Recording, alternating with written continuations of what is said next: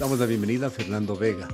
Él es miembro de la Comisión Ciudadana Anticorrupción, ha tenido una larga vida como consejero espiritual, activista pro derechos ciudadanos, activista por la defensa del agua.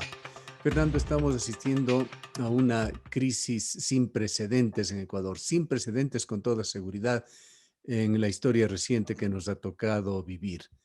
¿Cómo asumir esta crisis social, esta crisis de valores exacerbada por esta exhibición de violencia, de falta de principios más elementales de humanidad con los sucesos carcelarios? Bueno, yo he estado estos días igualmente impactado como todos los ciudadanos de este país, ¿no? A no ser que ya nos hayamos acostumbrado a la violencia como un paisaje. Eh, yo creo que estamos ya viviendo pues el acumulado de aquellas cosas que se hicieron mal y que no se hicieron, porque a la sociedad y a sus gobernantes y a sus instituciones no les ha dado la gana de tomar el toro por los cuernos. En primer lugar, yo diría que evidentemente la violencia, el crimen, crece sobre un sustrato, crece sobre un clima propicio, sobre un territorio propicio. Y ese es el territorio de la pobreza, de la marginación, de la falta de educación, de la deshumanización, de un Estado que deja periferias y márgenes en extremos muy peligrosos de desatención, de falta de presencia del Estado en ciertos territorios, etcétera, ¿no? Y claro, cuando el Ecuador tenía la mitad de habitantes que tiene ahora, ya existían esos problemas. Yo trabajaba en las cárceles en la época de pastoral social, esto quiere decir hace 15, 20 años ya, ¿no? Y veíamos que ya los problemas estaban ahí, si bien todavía eran a otra escala, ¿no? Pero la multiplicación de la población, la duplicación de la población, ha duplicado y ha generado, no solo duplicado, ha hecho crecer de manera exponencial aquellos problemas, aquellas deficiencias y debilidades del Estado que no fueron atendidas en su debido momento, que se dejaron, se fueron parchando cositas, haciendo pequeñas reformitas, pequeñas asistencias, pero no se han afrontado los problemas en serio. Entonces, obviamente para explicar además, junto con este crecimiento de la pobreza, crecimiento poblacional, crecimiento de áreas conflictivas donde vive esta población, yo lo voy a decir, es decir, la apertura al narcotráfico que se ha vivido en esta última década bueno, antes se decomisaba, qué sé yo, un año entero lograbas, hace unos pocos años nomás, lograbas reunir media tonelada, una tonelada de droga. Hoy todos los días decomisas más de una tonelada, 2 toneladas, ¿no? Y en todas partes. ¿Dónde? O sea, yo digo, la policía todos los días anuncia que desmantela bandas, que coge presos, etcétera. ¿Dónde está toda esa gente? ¿Está todas en las cárceles? No, porque dice este señor que acaba de asesinar a una persona, tiene ya 7 juicios y ha estado en la cárcel 7, pues, ¿cómo es eso? O sea, hay una especie de, ya el territorio tiene su cuartel general del crimen en las cárceles, ya no solo son universidades del crimen, como se dice, sino cuartel general del crimen, ¿no? Ya lo decía un brasileño, un capo brasileño, aquí nosotros mandamos, bienvenidos al infierno. Esto lo han creado ustedes, la sociedad nos ha creado a nosotros y somos el diablo, somos el demonio, eh, porque ustedes son corresponsables de esto por no haber hecho y no querido hacer y solucionar. Entonces, usted vea toda la gente que está involucrada en estas bandas, en estos crímenes. ¿De dónde proviene?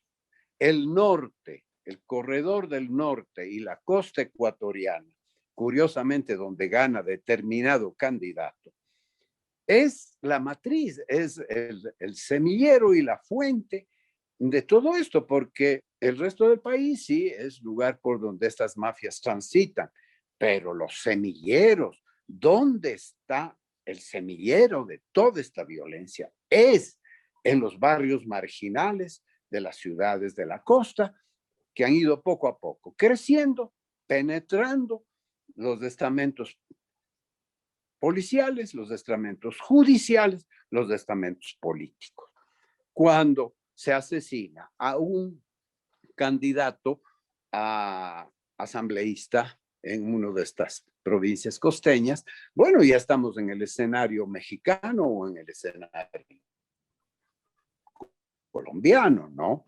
Cuando ya un periodista es asesinado, como ocurrió hace poco con este periodista y actor de una de las televisoras de Guayaquil, bueno, ya estamos en ese escenario, ¿no es cierto?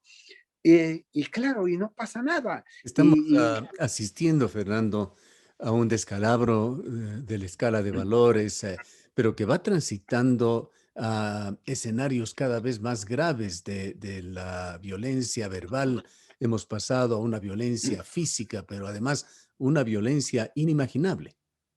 Es así, es que es un estado en descomposición, es un estado fracasado, donde ya no hay una cultura de corrupción, de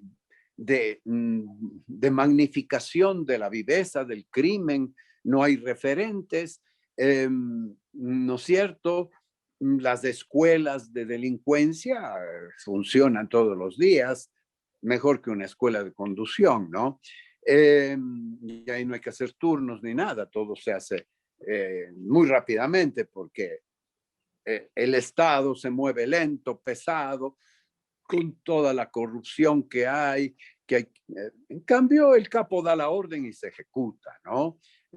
Se dice que los criminales tienen mucho más acceso a armas, a asesorías, a think tanks. ¿Por qué? Porque el crimen organizado hoy tiene mucho más dinero que el Estado, pues. ¿No es cierto? Porque la droga sigue vendiéndose, consumiéndose, sigue traficando a un medio de la pandemia, mientras que el Estado no tiene con qué comprar vacunas, ¿no? Entonces, hay ya la fuerza, el poder del crimen organizado, donde están todos los estamentos sociales, porque al mismo tiempo, fíjate tú que se apresan después de muchas guaraguas, se cogen presos a estos dos señores del ISPOL, que hicieron desaparecer como 700 millones de dólares del ISPA o del Lispol. ISPAES, ¿no? Lispol. No, del ISPO. No, entonces, bueno, y no pasa nada. Y ahora se les traslada a los sentenciados. Es decir, yo no creo que los discursos, esta mañana en el programa le escuchaba a, a Ollarte, ¿no? Él se confiesa un hombre de derecha y por lo tanto también su pensamiento jurídico es un pensamiento jurídico de tipo, digamos, del, ¿cómo le llaman a esto? El derecho del enemigo, ¿no? Es decir, mirar a los violentos como enemigos, ¿no es cierto? A los que hay que neutralizar, combatir y destruir, ¿no? Es más o menos así, haciendo una caricatura del tema, pero eso deja por fuera la corresponsabilidad de toda una sociedad que genera y permite que se genere esa misma Tema violencia. aparentemente inconexo con esto, pero que da cuenta de esa desvalorización justamente de valores, valga la redundancia. Quisiera conocer tu análisis sobre lo que sucede con el Consejo Nacional Electoral, una entidad cobijada en la penumbra de una maraña de disposiciones limitantes que no dejan pasar la luz, no dejan pasar ningún tipo de auditoría, de fiscalización, de contraloría social para seguir viviendo en la oscuridad. Bueno, para mí es muy triste porque no cabe duda que este Consejo Electoral nació del Consejo Transitorio de Julio César Trujillo y esperábamos mejores aciertos y mejores desempeños de este consejo que venía a sustituir al famoso consejo de Pozo, todos correístas, ¿no es cierto? Ahora se pusieron ahí a otros partidos políticos, pero vemos que realmente desde el comienzo eso no funcionó. Primero, es lo mismo, es decir, hay que ver cómo se ha ido acumulando desde atrás a lo que ahora hemos llegado. No, los partidos políticos desaparecieron, se convirtieron primero en empresas electorales. Acuerden cuando Magua, después de haber tenido ya un surmenage, casi un conato de derrame cerebral, fue vendido como un jabón de excelentes perfumes y capacidad de limpieza, ¿no? Entonces fue vendido así en las elecciones. Eran empresas electorales, dueños, gerentes propietarios de los partidos políticos. Claro, eso ha ido también entrando en crisis porque estos gerentes y estos propietarios de los partidos han ido muriendo, se han ido envejeciendo, han venido nuevas camadas de delfines, ¿no? Designados por los propios dueños de los partidos, que han terminado ahora sí ya pues en lo que se podría llamar emprendimientos económico-políticos, ¿no? Entonces, se crean partidos chimbos, de alquiler, fundados por gente corrupta, aprovechándose precisamente del poder, de las redes de influencia que tiene, por ejemplo, el Seguro Social Campesino o el Seguro o el Ministerio de Bienestar Social, es decir, donde llega uno de estos tipos que quiere emprender políticamente y entonces utiliza el aparato del Estado para conectar y armar su propio partido, su propia microempresa, microempresa de colocaciones, ¿no es cierto? Porque no es otra cosa. Entonces, sin partidos políticos, vemos cómo desde antes y luego en el correísmo y ahora con Lenín Moreno, a pesar de los discursos de querer reinstitucionalizar las cosas, pues porque hay que decirlo también, siempre hay un matiz persecutorio en estos intentos porque se persigue al enemigo, pero no se transparenta la propia sombra. Es decir, se blindan las corruptelas del presente y se justifica la lucha contra la corrupción atacando el pasado reciente. Pero imagínate que llega otro, va a ser lo mismo. ¿Qué se vislumbra, Fernando, en la continuación de este proceso electoral? ¿Perdón? ¿Qué se vislumbra en la continuación de este proceso electoral, en lo que viene? A ver, yo creo que es muy difícil saberlo en este momento, ¿no?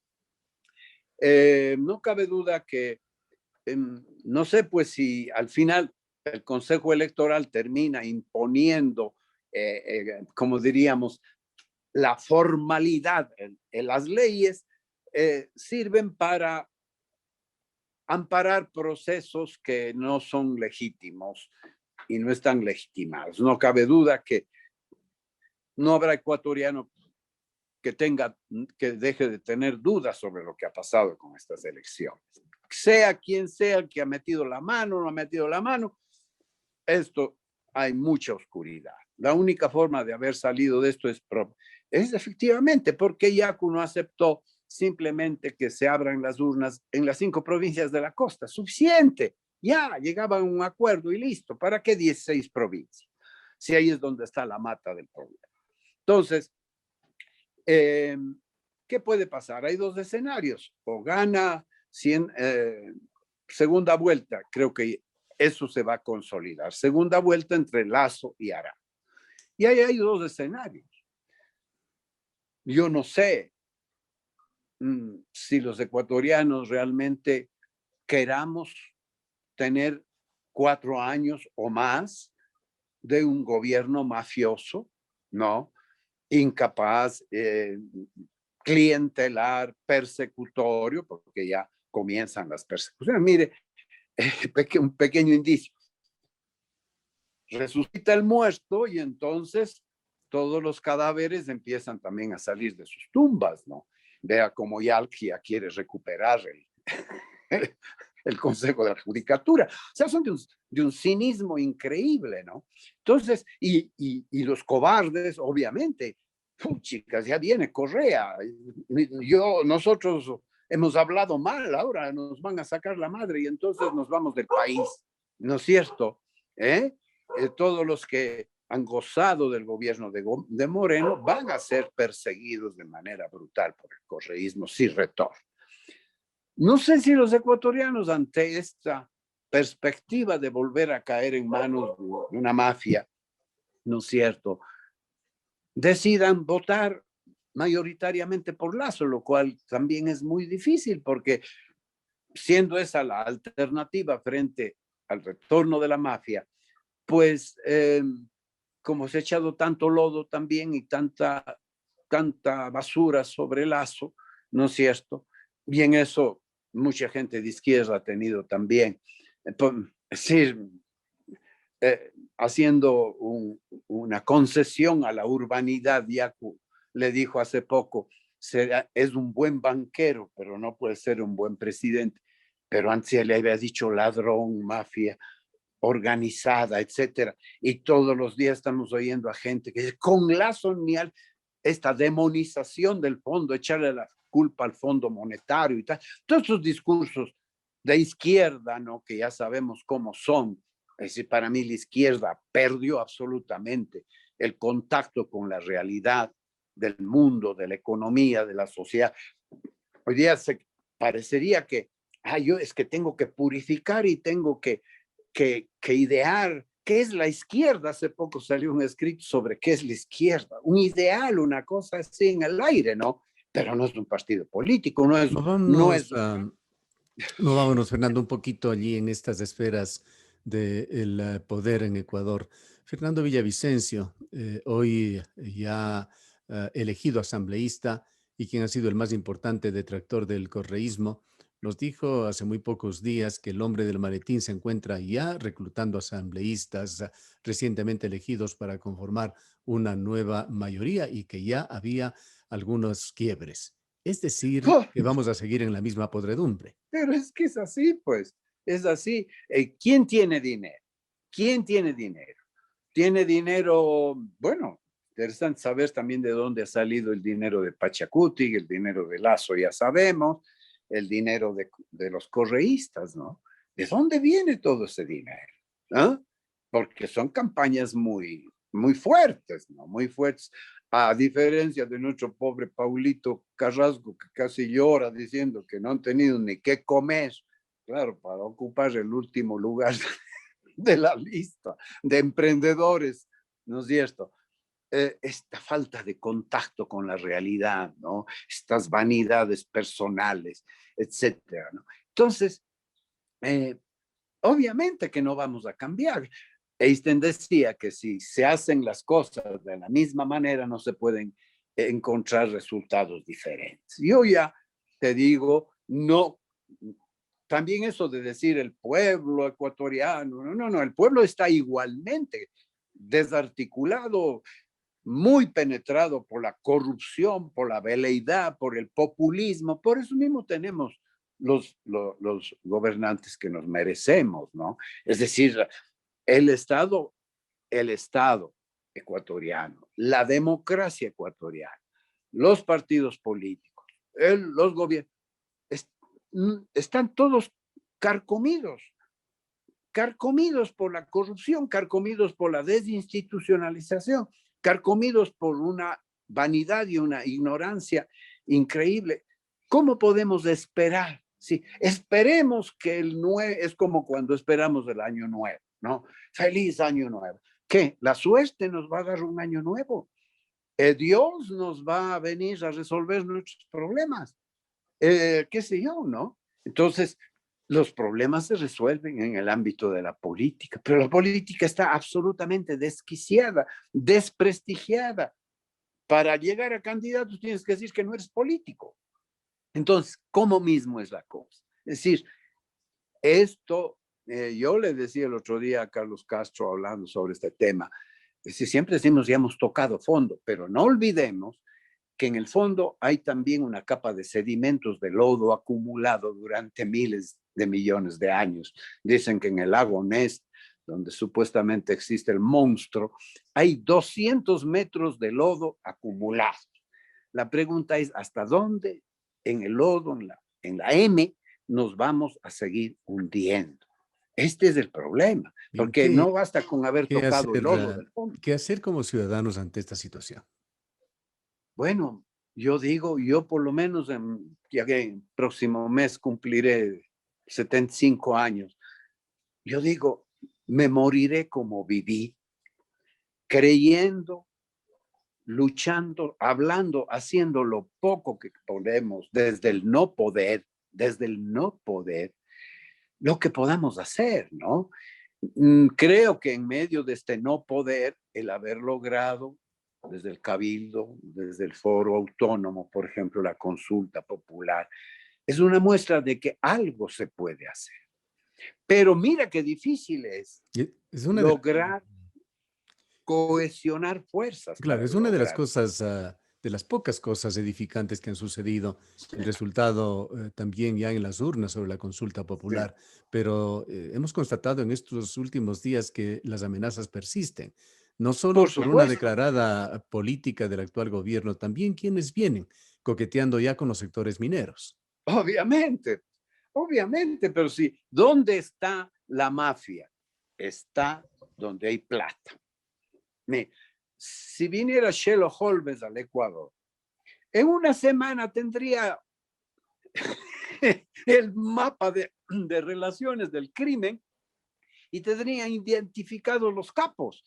Pero si los capos del crimen minero están en el Ministerio de Medio Ambiente, están en el lobby minero, ahí están, son conocidos, salen a hacer declaraciones, editan documentos que se llama Plan de Desarrollo Minero para el Ecuador, están en la red estaban en la red del Semplades y ahora en Planifica Ecuador. O sea, ahí está la mafia.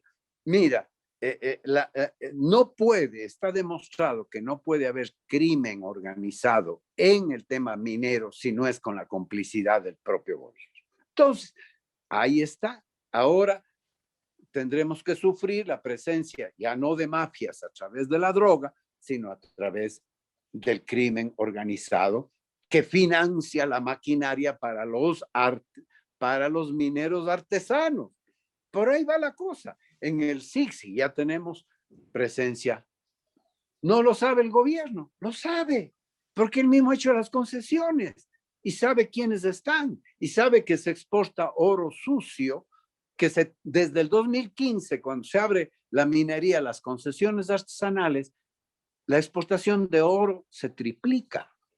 Hay más oro exportado de la ilegalidad que de la legalidad. Entonces, eso por donde pasa y sale desde Guayaquil en aviones para llenar de lingotes las arcas de los bancos. Entonces no es ni para hacer siquiera celulares, ni anillitos de compromiso, ni candongas de oro. No, no. Eso es parte de la gran especulación internacional sobre el oro, que es, yo creo, el icono de la codicia humana, ¿no? Parte Es de las el grandes icono. estructuras financieras. Sí.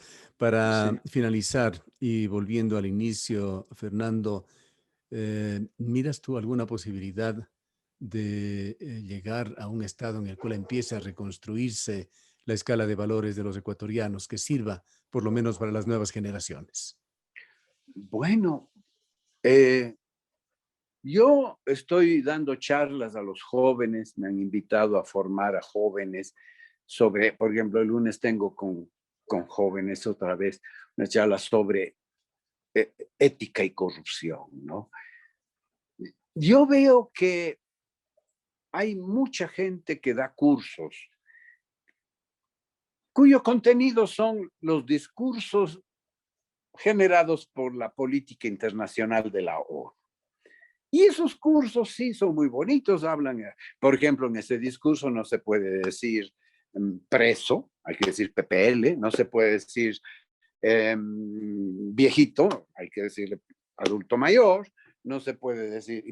Ese es un lenguaje tecnocrático, ¿verdad? Que aparentemente genera una ilusión, pero completamente desprovisto de una profunda formación ética en valores. Es muy sencillo. ¿De dónde nace la ética y los valores? De las necesidades. El ser humano, la vida tiene necesidades. Esas necesidades generan valores. Esos valores generan escalas de valores. Esas escalas de valores generan derechos y esos derechos son los que generan pues la ética. Es decir, satisfacer las necesidades humanas de manera justa, honesta, etcétera, para que florezca la vida. Ese es el tema. Pero cuando eso se pervierte, ya no son las necesidades comunitarias, ya no es de la necesidad de la comunidad, del ser humano, sino del codicioso, del ambicioso, del grupo de amigos, del compadre, etcétera, etcétera. Y me salto las leyes y atropello los derechos y robo y miento y mato. Entonces, ¿en dónde estamos, no? Y si quiero irme de paseíto a Galápagos, en medio y no me he hecho el PCR. Y entonces voy y compro un PCR. Y enseguida las mafias son las mejores emprendedoras. Es decir, enseguida se organizan y, pucha, ¿dónde está la necesidad? Ese es el tema de la corrupción. Las necesidades existen y otras se crean porque se crean dificultades o sueños. Y cuando hay gente dispuesta en contra de la ley y en contra del bien común a vender esas necesidades, a satisfacer esas necesidades, estamos en plena corrupción. Y eso, mientras eso no cambie, mientras esas costumbres no las inculquemos desde la casa, se fortalezcan en el barrio, en las universidades, en la función pública, que no es solo la función pública. Anteayer tuve que renovar mi licencia y me fui a una escuela de conducir para sacar mi examen psicométrico. ¿Quieres que me crean? No, es que usted necesita una cita y no sé qué y no sé cuántos, pero mire, estoy urgido, no sé mal. Por fin logro entrarme donde estaba la chica que hacía los exámenes y le digo, señorita, ¿me podría hacer el examen? No, ya no hay tiempo. Digo, verá, es cuarto a la una. Me han dicho que cierran a la 1. ¿Tiene usted todavía un cuarto de hora? Es que dura 20 minutos. Regáleme, ¿me puede regalar a mí que soy un pobre ciudadano que además le voy a pagar? Que me dé 5 minutos de su vida a este viejo. Bueno, a regañadientes me hizo el examen. Tardamos 5 minutos. Todavía le quedaron 10, pero no, te tocas con esa frialdad del burócrata, tanto privado como del Estado. Reconozco que en la ANT me trataron mejor y me guardaron el turno a pesar de que por estos retrasos llegué tarde. Entonces, es increíble. Hay mucho de qué hablar en este Sí. Ecuador contemporáneo que tanto dolor, tanta preocupación en esta situación, sobre todo por la que estamos atravesando, genera en los ecuatorianos. Gracias, Fernando, por habernos atendido. Bueno, así te hablo desde el corazón, es como yo hablo, con ejemplos prácticos. Yo creo que el ser humano tiene que reaccionar frente a esta crisis global. Algo surgirá en las nuevas generaciones y a lo mejor ya está surgiendo, ¿no? Pero tenemos que tener paciencia. Vamos a sufrir todavía mucho para salir de Hay vestigios por allí que dan alguna esperanza. Dan esperanza. Que ojalá vayan germinando. Gracias a Fernando Vega, miembro de la Comisión Ciudadana Anticorrupción, consejero espiritual, activista pro derechos ciudadanos y uno de los defensores del agua.